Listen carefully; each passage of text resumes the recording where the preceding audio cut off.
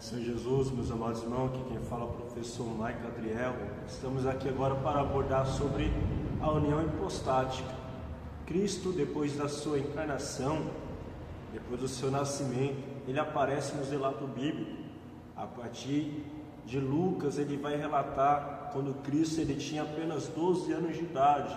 E Cristo, com 12 anos de idade, ele já tinha consciência do seu propósito. E depois disso, aparece que Cristo está em oculto, né? Cristo vai começar seu ministério a partir com 30 anos. Ele vai para o Rio Jordão, ele é batizado pelo seu primo, João Batista, e depois é conduzido pelo Espírito Santo ao deserto. Interessante que Paulo vai dizer em Romanos, capítulo de número 8, versículo de número 14, os que são guiados pelo Espírito Santo, esses são os filhos de Deus. Jesus é guiado pelo Espírito Santo para o deserto, vence Satanás pela palavra, pela espada do Espírito, e depois ele começa seu ministério na Galiléia. Interessante notar sobre a união hipostática. O que é a união hipostática? É interessante, meus irmãos, que fica desde o concílio de Nicéia, os patriarcas, os pais, eles abordaram sobre isso, sobre a união hipostática, as duas naturezas de Cristo. Cristo, quando se encarnou, ele deixou de ser Deus? Ele abriu mão de seus atributos? Vamos ver isso sobre a humilhação de Cristo em Filipenses, capítulo de número 2. Pega a Bíblia, caderno e caneta, para você compreender sobre a união hipostática, as duas naturezas de Cristo em apenas uma pessoa, na pessoa de Cristo. Filipenses, capítulo de número 2, versículo 6. Olha o que diz. Filipenses 2, versículo 6. A qual, sendo em forma de Deus, não teve por usurpação ser igual a Deus, mas esvaziou a si mesmo, tornando forma de servo, fazendo semelhante aos homens, e achando na forma de homem, humilhou a si mesmo, sendo obediente até a morte e morte de cruz, pelo qual também Deus o exaltou. Interessante notar sobre isso, o versículo 6 é a chave para a compreensão da união hipostática. A gente sabe que Cristo, ele é Deus, o Espírito Santo, ele é Deus, e o Pai, ele é Deus. São apenas um Deus que subsiste em três pessoas. Então é um Deus em três pessoas, a pessoa do Pai, a pessoa do Filho e a pessoa do Espírito Santo, mas são apenas um Deus em três pessoas. Cristo, quando se encarna, diz Paulo que ele se esvaziou, na forma de Deus, ele não perdeu a sua divindade, mas ele abre mão temporariamente dos seus atributos para ser guiado e cumprir o propósito da vontade de Deus. O próprio Cristo vai dizer, na encarnação dele, ele assume a forma de homem, mas ele é 100% homem, 100% Deus. A gente vê isso no relato bíblico. Como Deus, a gente vê ele andando sobre as águas. Como Deus, a gente vê ele multiplicando 5 pães e 2 peixes para uma multidão de 5.000 homens, sem contar as mulheres e crianças. Como Deus, ele cessa a tempestade, repreende o vento e o mar. Como Deus, ele, Cristo, poderoso, manifesta os seus atributos, mas todavia em submissão ao propósito, na direção do Espírito Santo, na sua encarnação. Mas a gente tem várias referências de Cristo, meus irmãos, como homem. Como homem, Cristo ele vai se fatigar. Lembra? João capítulo de número 4, versículo de número 6, ele falou para a mulher samaritana: eu tenho sede, dá um pouco da água. Como homem, Cristo ele teve sono durante o período da tempestade no barco, na jornada de Cristo até Gadara. Cristo ele vai sentir sono depois de um período de ministério que ele estava cumprindo como homem, ele vai dormir. Como homem, Cristo vai ter fome, A gente vê que Cristo ele vai ter fome, ele come peixe, ele come pão, As pessoas chamavam ele de comilão. Cristo, como homem, vai ter sede. Na crucificação ele vai falar: eu tenho sede. Cristo, como homem, ele vai sofrer sofrimento, ele vai sofrer dor, porque era necessário Cristo se encarnar, para que dessa forma, como diz o autor de Hebreus, capítulo de número 2 de Hebreus, ele fosse um sacerdote compassivo, de misericórdia. Em tudo ele foi tentado, mas todavia Cristo, ele não pecou. Então a gente vê as limitações intelectuais de Cristo. Ele crescia em sabedoria na sua infância, ele crescia em estatura. A gente vê que Cristo, ele precisava depender da oração como homem, dependia do Espírito Santo. Cristo era um homem mais ocupado, já ficou a aplicação para nós. Cristo é um homem mais ocupado, mas não deixou de orar. Cristo como Deus, os atributos de Deus: onisciência, onipresença, eternidade.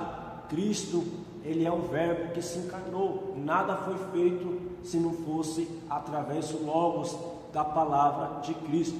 Nada existia se não fosse Cristo Jesus, que existe antes da fundação do mundo, desde a dispensação do mistério, mas que se revelou na sua encarnação por amor de nós, para morrer em nosso lugar. Então, sobre a união hipostática, na encarnação de Cristo, ele assume a natureza humana, plena e completa, um corpo físico, como a gente foi citando alguns versículos aqui, um corpo físico.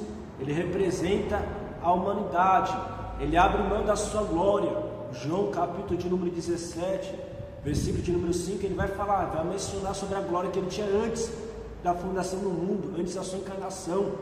Ele já tinha a sua glória, mas ele abre mão da sua glória, como está Filipenses 2, versículo 6. Ele se esvazia, ele para de exercer seus atributos incomunicáveis, que é a onisciência, onipresença, onipotência, para cumprir o propósito. Ele vem como servo do Senhor, ele vem obedecendo ao Pai, e a vontade de Cristo agora é apenas aplicar, cumprir a vontade do Pai. Lembra que o Senhor Jesus disse para os seus discípulos em Samaria? Ele vai dizer que a minha comida é essa, a realizar a vontade do meu Pai. Então Cristo, ele veio para realizar a vontade de Deus. Ele se esvaziou. Esvaziar em Filipenses 2, versículo 7, é um termo grego de importância você anotar. No grego vai dizer kenosis. Kenosis indica que Cristo abandonou temporariamente os seus atributos durante seu ministério terreno. Ele abriu mão da sua glória, mas todavia não deixou de ser Deus e também não deixou de ser homem na encarnação. A referência é João 17,5. Ele abre mão da sua glória, da sua posição, para se encarnar, para vir na natureza humana, para sentir o que o homem sente, para poder manifestar a sua misericórdia. O propósito da kenose, de se esvaziar, de abrir mão da sua posição de glória, dos seus atributos temporariamente, até cumprir o seu ministério, que durou 3 anos e meio aproximadamente. O propósito é a redenção do homem, é para que dessa forma ele sente como o homem sente, assim ele mostra que o homem pode vencer o pecado através da submissão ao Espírito Santo. Diz Paulo em Romanos 8, os que são guiados pelo Espírito Santo, esse é os filhos de Deus. Então Cristo mostra, autenticado, que é de fato o Filho de Deus. Ele é guiado pelo Espírito Santo para o deserto. Pelo Espírito Santo ele vai ensinar, ele vai curar. Ele é guiado então pelo Espírito Santo, sendo submisso à vontade de Deus, que é boa, perfeita e agradável, como está em Romanos capítulo de número 12, versículo de número 2. Então na encarnação de Cristo, ele é submisso, está em submissão ao Pai. João capítulo de número 5, versículo 30. Vamos ler esse versículo? João capítulo de número 5, versículo de número 30. É importante a gente anotar esses versículos para compreender a união hipostática. Olha que diz João capítulo de número 5, versículo de número 30. Eu não posso de mim mesmo fazer coisa alguma, é Jesus falando. Como ouço, assim julgo, e o meu juízo é justo, porque não busco a minha vontade, mas a vontade do Pai que me enviou. Então Cristo, como Filho de Deus, na sua encarnação, ele está em submissão à vontade do Pai, e ele está em obediência ao Pai. Então ele é guiado pelo Espírito Santo, ele vai curar na unção do Espírito Santo, como está em Atos capítulo de número 10. Jesus, ele vai fazer milagres extraordinários e submissão ao Espírito Santo, na direção do Espírito Santo, mostrando para nós o modelo. Então, naquilo que Cristo, antes da encarnação, na sua glória antes da encarnação, ele consistia em dar ordens divina livremente, mas durante a encarnação a maior honra de Cristo é essa: ser submisso à vontade de Deus, realizar a vontade do Pai, como está em João 4, versículo de número 34. Jesus então possui duas naturezas, a natureza divina e a natureza humana. Embora ele tenha duas naturezas, divina e humana, ele não possui duas personalidades, duas pessoas. É apenas uma pessoa com duas naturezas. Ele tem a natureza humana, mas tem a natureza divina, porque ele é Deus, ele é o Verbo que se encarnou e sempre existiu e sempre existirá. Então, a união das duas naturezas de Jesus é denominada de união hipostática. As duas naturezas, na pessoa de Cristo, na sua encarnação, é a união hipostática. É um significado grego que significa substância. Trata-se da união de duas substâncias. A substância é essa: natureza humana e natureza divina, em apenas uma pessoa, a pessoa de Jesus Cristo. Agora, sobre os ofícios de Cristo. Cristo, ele tinha 3 ofícios no seu ministério na terra. 3 ofícios esses que foi prefigurado no Antigo Testamento. Lembra os 3 ofícios? Eu creio que você já aprendeu sobre isso: sacerdote, profeta e rei. A gente vê esses 3 ofícios no Antigo Testamento. Deus, ele escolhia no seu poder, na sua onisciência, no seu poder de exercer autoridade, ele escolhia alguém para oficializar, manifestar o Deus único e verdadeiro. Então Deus escolheu um rei, como o rei Saul, o rei Davi, o rei Salomão, e Deus ungia esse rei com a unção do Espírito Santo para exercer esse ofício. A gente também tem os profetas. O profeta recebia a unção. O profeta Elias, Eliseu recebia a unção do Espírito Santo, a capacitação para representar Deus na terra. E tinha um sacerdote também. O sacerdote era um ofício naquela época, recebia a unção. Pessoas que vinham da linhagem de Arão recebiam esse propósito de ser o sacerdote de Deus. O profeta é o porta-voz de Deus, aquele que comunica os oráculos de Deus para a comunidade de Israel. Então ele é o porta-voz de Deus. O profeta recebia a unção. No Antigo Testamento a gente também tem o ofício do sacerdote. O sacerdote, ele apresentava o homem para Deus e apresentava Deus para o homem. Ele intercedia, mediava para os pecados da humanidade, do povo de Israel. E o ofício de rei, que era o rei que governava o povo de Deus segundo os preceitos do Senhor. Então esses 3 ofícios eram uma prefiguração, uma sombra. A lei, o sacrifício, era apenas uma sombra que apontava para o bem futuro, Cristo Jesus. Hebreus, capítulo de número 10, versículo de número 1, vai falar sobre isso, que a lei, que o sacrifício, as ofertas, o holocausto, era apenas uma sombra que apontava para Cristo Jesus. Cristo Jesus, ele tem os 3 ofícios. Uma aplicação para nós hoje: o profeta Saul, ele vai querer cumprir esses 3 ofícios. A gente vê em 1 Samuel, capítulo número 13, 14 e 15, que vai estar a reprovação do rei Saul. Ele era o rei de Israel, escolhido por Deus. Deus deu oportunidade e Deus vai rejeitar o rei Saul como rei, não para a salvação, mas vai rejeitar como ofício de rei por causa da sua desobediência. A gente vê nos relatos bíblicos, em 1 Samuel, que o rei Saul, ele vai profetizar. Ele profetiza, ele era rei, mas chega num certo momento que ele vai querer cumprir um ofício, vai exercer uma autoridade que não era dele, de ser sacerdote, né? Ele não espera o profeta, o juiz, o sacerdote Samuel, e ele vai querer sacrificar para Deus, cumprindo uma missão, um propósito, uma vocação que não era dele. Apenas um que pode cumprir 3 ofícios, que é Jesus Cristo. Jesus, ele é rei dos reis, profeta de Deus profetizado por Moisés, que havia de vir um profeta como eu, que ia falar os oráculos de Deus com toda a autoridade, e Jesus também é o sacerdote segundo a linhagem de Melquisedeque, o sacerdote eterno, que veio cumprir, como está em Hebreus 9, cumprir a expiação por nossos pecados. Vamos lá? Sobre o sacerdócio de Cristo, o ofício de sacerdócio de Cristo. Sobre a expiação, qual que era a função de um sacerdote? Expiação no grego, que significa inaskomai, que vem do grego, que significa também propriar, expiar, está ligado à ideia de cobrir. Então a expiação que era feita pelo sacerdote, da intercessão, de expiar pelo pecador, a ideia é cobrir. No hebraico, karpar. Karpar é apaciguar a ira de Deus, ou tornar propício. Lembra de Gênesis, capítulo de número 3, versículo de número 21?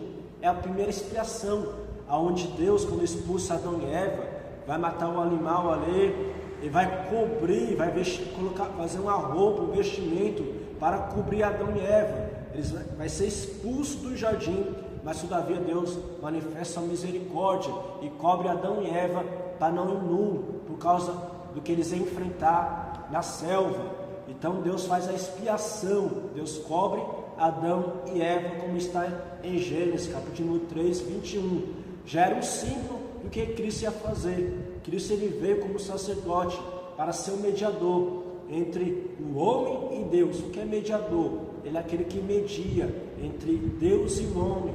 Ele é aquele que intercede por nós, como está na Epístola de João. Ele é nosso advogado, o advogado que não perde causa. Cristo também é o Cordeiro de Deus que sacrificou por nós na cruz do Calvário. Diz Paulo que Deus nos amou ainda quando nós ainda éramos pecadores. Mesmo assim Deus nos amou, porque Cristo vai fazer essa expiação, vai nos cobrir, Ele vai morrer no nosso lugar. Então aquele que não conheceu o pecado, que se encarnou, que veio na natureza humana, mas perfeito, em tudo foi tentado, mas todavia não pecou. Agora ele é um sumo sacerdote, segundo a ordem de Melquisedeque, que intercede por nós, que fez a expiação por nossos pecados. Ele apacigua a ira de Deus. Aquele que não conheceu o pecado se tornou pecado por nós. Ele morre por nossos pecados na cruz do Calvário e assim justifica nós, para que assim possamos ter acesso novamente com Deus. A religião é o homem atrás de Deus, mas o Evangelho é Deus atrás do homem. Então o Senhor ali em Gênesis 3, 21, ele fez roupas de pele de animal para Adão e Eva, já era a expiação. A gente vê que a expiação era preordenada desde a eternidade, desde a fundação do mundo, como aprender na dispensação do mistério. Lembra de Apocalipse 3, versículo de número 8, que ele é o Cordeiro de Deus antes da fundação do mundo. Já era o propósito de Deus sendo abordado, revelado, antes mesmo do homem ter nascido na terra, ter feito Deus o homem do pó da terra. Apocalipse 3, versículo número 8, 1 Pedro, capítulo número 1, versículo número 20, ele é o Cordeiro de Deus antes da fundação do mundo. Atos 2, 23, anota isso bem, na presciência de Deus, Deus já sabe o que vai acontecer no futuro, porque Deus não se limita ao tempo do homem. Então Deus já sabia como ia pecar, e Deus já tinha planejado o corpo de Cristo, já tinha planejado todo o propósito de Deus, porque Deus amou o mundo de tal maneira que não poupou o seu Filho unigênito, mas sim entregou Cristo que morreu por nós. Ele falou: eis-me aqui, envia a mim, como está em Isaías, capítulo número 6, versículo de número 9, o Cordeiro de Deus que tira o pecado do mundo. Então todo sacrifícios, holocaustos, as ofertas no Antigo Testamento era apenas prefiguração, tipicamente, que ia acontecer na história, na crucificação de Jesus. Quando Jesus bradou: está consumado, ele cumpriu o divino propósito. Esse propósito que Paulo fala é o mistério que estava escondido, que foi revelado nessa dispensação da encarnação de Cristo. Cristo não cometeu pecado, nem na sua boca se achou engano algum, como está em 1 Pedro, capítulo número 2, 21 e 22. Cristo não cometeu pecado. A gente vê isso, que Cristo ele foi tentado, mas não cometeu pecado. Foi tentado como homem, na sua natureza humana, mas Cristo foi obediente ao Pai. Cristo ele venceu Satanás no deserto. Adão, o primeiro homem, pede no jardim. O povo hebreu ele vai perder no deserto, mas Cristo vence no deserto com a palavra de Deus. Olha o que diz 2 Coríntios, capítulo de número 5, versículo 21. É importante ressaltar esse versículo. 2 Coríntios, capítulo de número 5, versículo 21. Aquele que não conheceu pecado, Jesus Cristo, o fez pecado por nós, para que nele fôssemos feitos justiça de Deus. Espera aí, está contraditório. Note bem, aquele que não conheceu pecado, o fez pecado por nós, para que fôssemos feitos justiça de Deus. Então Cristo, que veio numa natureza justa, piedosa, em tudo foi tentado como homem, mas não pecou, ele se fez pecado por nós. Mas não é contraditório, como está escrito em 1 João 3,5, em 1 Pedro 2, 21 e 22, que em Cristo não cometeu pecado, na sua boca não se achou engano. Mas em 2 Coríntios 5, 21, aquele que não conheceu pecado se fez pecado por nós. Isso é expiação. Na cruz do Calvário, Cristo ele recai sobre Cristo toda a maldição do mundo, recai sobre Cristo todo o pecado de toda a humanidade, de todas as gerações. Cristo ele pega o pecado de toda a humanidade na cruz do Calvário. E por isso que temporariamente Deus se torna ausente ali, porque Cristo está bebendo o cálice da ira de Deus. Lembra no Getsemane? Ele falou o quê? Pai, se possível, afasta de mim esse cálice. A ponto que o Dr. Lucas vai ressaltar que Cristo, como homem, ele vai suar e jorrar gota de sangue no seu suor. Isso a medicina vai dizer que é um estresse muito grande, a ponto da pessoa se estar terrivelmente, um estresse psicológico muito grande, que a pessoa sua sangue. Isso é raro, mas acontece. Tem muito relato histórico, científico, que aconteceu de fato isso com diversas pessoas diante da história da humanidade. Então Cristo ele fala: Pai, se possível, afaste de mim esse cálice. Esse cálice era a ira de Deus contra o pecado. Era a ira de Deus contra o pecado, a ira justa, a ira santa de Deus. Lembra de Isaías, capítulo de número 53, que aprove a Deus moer o Cristo, aprove a Deus moer o Senhor Jesus Cristo. Cristo fez a expiação. Aquele que não conheceu o pecado se fez pecado por amor a nós. Ele pegou o pecado de toda a humanidade. Por isso que ele vai bradar na cruz dizendo: por que me desampara? É porque Isaías 59, versículo de número 1 e 2 vai se cumprir, que Deus não pode acessar o pecado pela sua santidade.